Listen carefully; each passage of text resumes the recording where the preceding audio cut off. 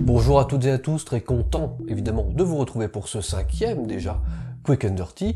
Aujourd'hui, tranquille, on y va en détente, nous allons commencer avec un comportement singulier de mammifère marin, puis nous allons enchaîner avec un arbre coloré, ou pas, et comme d'habitude, nous allons finir avec un petit hors-sujet, et aujourd'hui on va s'intéresser au meilleur ami de l'homme. C'est parti. La vie sur Terre recèle d'images intrigantes. Et comme vous le savez, nous l'avons vu finalement plusieurs fois dans ces petits Quick and Dirty, eh bien le comportement animal prend une part très importante dans la fascination que l'on peut avoir pour le vivant. Parmi ces phénomènes, j'ai choisi aujourd'hui le comportement de ce groupe de cachalots qui, verticaux, semblent dormir, méditer, et ce qui donne à cette image une dimension quasiment mystique, je trouve. Je trouve l'image assez dingue en fait. Je vous le dis très franchement. Ce que je veux dire par là, c'est que j'imagine que vous vous dites que je suis certainement un passionné de nature, vu que je fais des vidéos de biologie. Oh my god, it's so bright and vivid. Oh! Oh! Oh! It's so beautiful. Non, en fait, dans la vie, je suis un petit monsieur normal, hein. Donc là, vraiment, concrètement, cette image, elle a un petit truc en plus. Une sorte de magie, vous voyez ce que je veux dire? Quand on la regarde, on se sent un petit peu ailleurs. J'ai donc cherché à en savoir un petit peu plus là-dessus, sur le pourquoi ils font ça, en m'attendant évidemment à ne pas trouver de réponse très précise, à vous dire que bon bah c'est plus compliqué que ça en a l'air, etc. Bref, une réponse de scientifique. Oui, comme d'habitude quoi, on est d'accord. Les scientifiques en biologie marine ont bien sûr donné un nom pour définir un petit peu ce comportement qui s'observe en fait un peu partout dans le monde. Ils ont donc donné le nom de drift dives, qu'on va traduire plus ou moins par plongée dérivante. Donc la première et finalement bien rare étude date déjà de 2008. Et bon, bah comme d'habitude, hein, si vous voulez une réponse plus précise, eh bien va falloir accorder plus de budget à la recherche, clairement, voilà. Donc déjà, évidemment, on pourrait faire un électroencéphalogramme, évidemment, hein, pour mesurer un peu l'activité cérébrale dans ce genre de moment, pour déterminer est-ce que c'est du sommeil ou pas, est-ce qu'il y a des phases, enfin, tout ça quoi, parce que vous vous doutez bien que la première hypothèse quand même qu'on peut faire, c'est qu'ils pioncent, les bestiaux. Oui, mais va mettre les électrodes sur la tête d'un cachalot sauvage, toi. Vas-y, on te regarde. Ouais. Moi, j'y vais pas. Hein. Pour autant, les scientifiques ont quand même remarqué que lorsqu'ils approchaient très près le bateau des plongées dérivantes, les cachalots ne réagissaient pas. Même chose lorsque le bateau allait cogner un cachalot. Involontairement, précise-t-il, évidemment, parce que le machin n'est pas assez gros pour pouvoir l'éviter. Bref, quoi qu'il en soit, plusieurs éléments semblent quand même aller tous dans la même direction, malgré le fait qu'il n'y ait pas un encéphalogramme. Effectivement, il y a le mouvement des yeux, la posture stéréotypée, le fait que quand on fait tut-tut avec le bateau, effectivement, ils réagissent pas.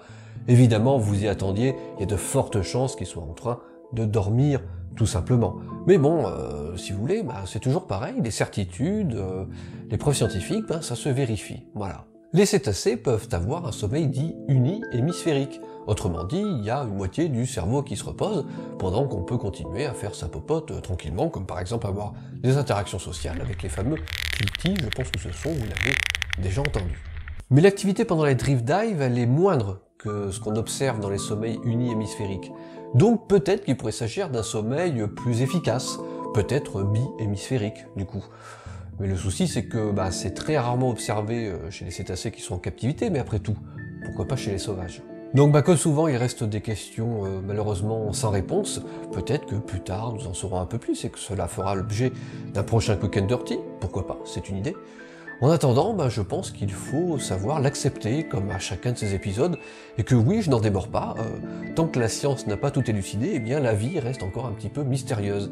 Et justement, s'il y a bien quelque chose qui, je trouve, mérite cette part de mystère, c'est bien ce comportement-là en particulier. Mais surtout, je voulais vous partager ces drift dives et leur allure fascinante. Ces images, par ailleurs fournie par une personne critiquant l'impact des plongées libres des humains sur le comportement des cétacés, nous illustre à quel point nous sommes si petits face à ces géants silencieux. C'est un arbre assez étonnant qui va nous occuper pour cette deuxième partie. De son petit nom Eucalyptus deglupta, il est donc un eucalyptus. Oui, il y a des eucalyptus et pas un eucalyptus. Il faut vous y faire, c'est souvent comme ça. Il a été décrit pour la première fois par un certain monsieur Blum, on s'en fout en fait, mais je me suis dit que ça lui ferait plaisir, parce que voilà, donc puis s'il nous regarde de là-haut, big up monsieur Blum. Et puis il a un nom un peu rigolo quand même. C'est vrai, Blum. Alors l'arbre est utilisé un petit peu partout dans le monde, même s'il est originaire des Philippines, on s'en sert principalement pour faire de la pâte à papier, mais surtout on le connaît pour son écorce qui a tendance à prendre des teintes colorées. D'ailleurs, son nom vernaculaire, autrement dit son nom courant, c'est l'eucalyptus arc-en-ciel. En fait, l'écorce va se détacher par lambeaux, ce qui va permettre de dévoiler les coloris un petit peu, qui vont changer au fur et à mesure du temps. Donc dans son ensemble, l'arbre va arborer des stries de couleurs différentes. Donc ça va aller du vert au bleu, on va s'en parler violet, il y aura un peu aussi de rouge orangé, du brun, etc. Alors même si les arbres c'est pas trop votre truc, je me dis que quand même, si je vous montre cette image-là, bon, on est tous d'accord pour dire que quand même, c'est joli. Voilà, on est tous d'accord là-dessus, quand même, je pense, j'espère. En revanche, si je vous montre celle-ci, ouais, un peu moins, quoi. Ça va, mais c'est pas... surtout après avoir vu la première, quoi. Voilà. Notre arbre, en fait, il est très connu sur Internet. Vous l'avez même peut-être déjà vu sur des comptes de réseaux sociaux, Twitter, Facebook, etc., qui aiment bien partager de jolies choses à regarder. Et très souvent, les photos de notre Eucalyptus deglupta, elles sont ultra saturées. La saturation en photo, c'est comme en vidéo, c'est-à-dire qu'on va augmenter, comme ici, l'intensité des couleurs. L'inverse, c'est le noir et blanc. Donc en général, en photographie, la saturation, ça se manipule, on va dire, avec précaution, parce que ça va vite se capter que c'est giga saturé. Donc si les couleurs de notre arbre existent quand même bel et bien, hein, bien sûr, on va vite tomber, rien qu'en cherchant sur Google, sur des photos où ça cloche un peu. Voilà, il suffit de regarder une photo où il y a l'arbre et puis un peu d'environnement autour, et par exemple, on va regarder l'herbe qui est au niveau du sol, et puis que bizarrement, elle est un peu vert fluo. Voilà, c'est bizarre, hein? Et cette petite tromperie, elle est finalement très commune dans nos vies. Quand vous regardez un film, une série, une publicité, des photographies, etc., il y a toujours quelque chose devant qui enjolive un petit peu la réalité. Finalement, cette vidéo aussi a un filtre. Ah oui. Sauf que tout n'a pas une vocation artistique, en fait. Alors bien sûr, on peut débattre du fait, est-ce que c'est un mensonge plus ou moins gros, voilà, je vous laisse vous faire un avis là-dessus. Le truc, c'est que quand on montre une espèce comme ça revêt une notion un petit peu documentaire, donc avec une volonté éventuellement d'apprendre quelque chose à quelqu'un. Et que quand on essaye d'apprendre quelque chose à quelqu'un, on essaye au moins de ne pas mentir, même un petit peu. C'est une vraie réflexion, un vrai débat philosophique sur comment doit-on vous montrer la nature. Vous regardez un beau reportage sur Arte, finalement la nature y est trop parfaite, j'ai envie de dire.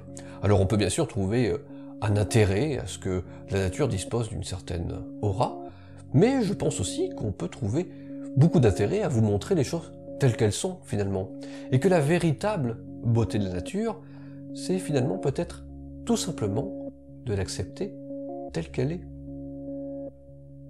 Grande question.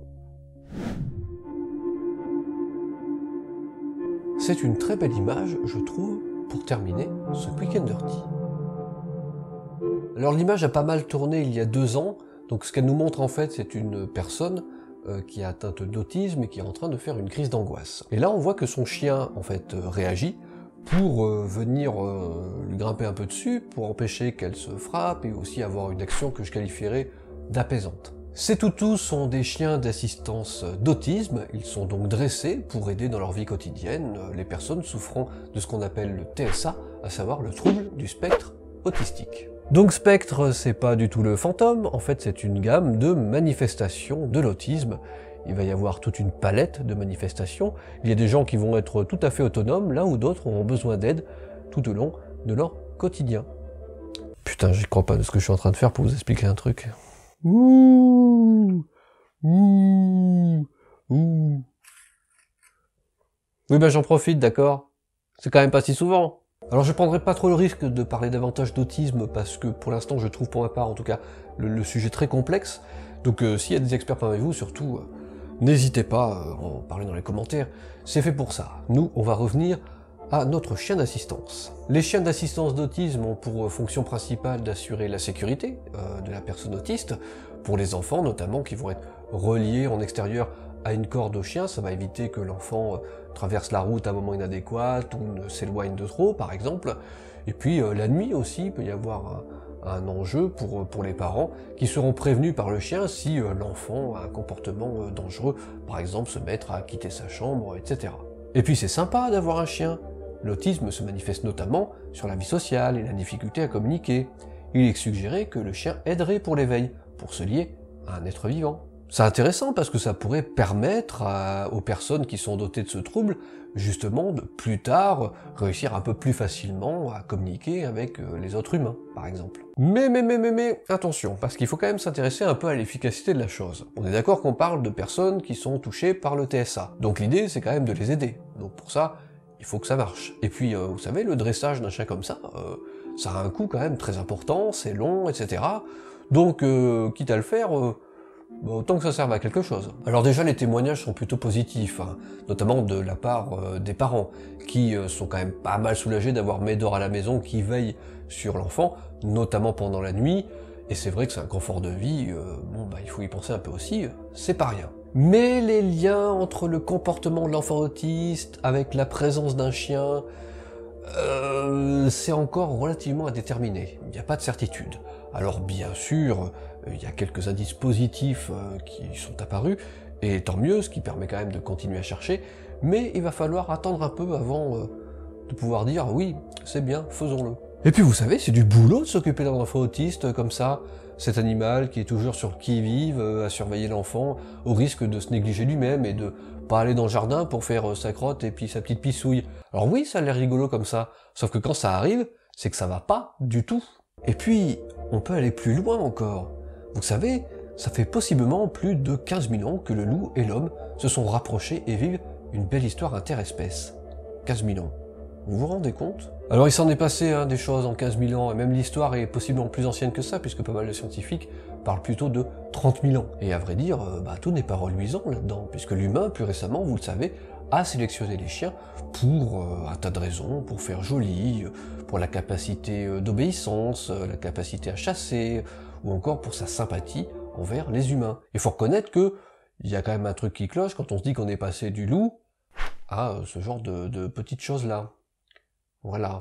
Le carlin, par exemple, petit chien sympathique, qui a été sélectionné pour qu'on obtienne une face un peu écrasée, comme ça. Voilà, on peut trouver ça mignon, après tout, chacun ses goûts. C'est juste que, à cause de ça, toute leur vie, ils ont des problèmes respiratoires. Donc je vous laisse juger, hein, bien sûr. C'est vous qui voyez, je suis pas là pour vous dire... Voilà, quoi. Mais quand je vois le lien entre ce chien, certes dressé à cet effet, et un humain qui souffre, je me dis que quand même, il y a quelque chose. Mon regard de biologiste voit deux espèces qui se sont trouvées. C'est précieux. Nous avons les chiens guides, les chiens sauveteurs, il y a même des chiens qui détectent des maladies avec l'odorat. Mais il faut reconnaître que nous les utilisons. Et ce sont des dressages assez lourds, pendant lesquels certains de leurs comportements vont être très prononcés. Donc oui, ils travaillent en fait, ils ont même de lourdes responsabilités. Et ce qui peut générer du stress et de la fatigue. Donc oui, nous les utilisons, et ceci depuis plusieurs milliers d'années. Je vous les juge de ça, et c'est sujet à débat, chacun sa sensibilité bien sûr, mais pour ma part, je tâcherai que ma bouche de biologiste évite d'utiliser des termes trop proches de la collaboration. Mais au moins, si nous les utilisons, portons déjà la responsabilité de le faire correctement, dans le respect du bien-être animal. On doit quand même bien ça au meilleur ami de l'homme, non? À bientôt pour un prochain Quick and Dirty. Salut!